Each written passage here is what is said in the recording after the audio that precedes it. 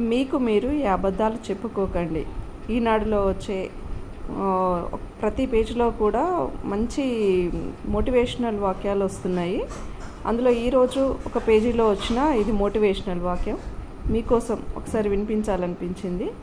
మనం అందరం అనుకుంటూనే ఉంటాం, ఎవరికి వాళ్ళ అబద్ధాలు చెప్పుకుంటూ తప్పించుకుంటాం, కానీ అది మనకే మోసం అవుతుందని గ్రహించలేకపోతాం. ఇక్కడ ఇది ఒకసారి మనం చెప్పుకుంటే మీకు కూడా అర్థమవుతుంది.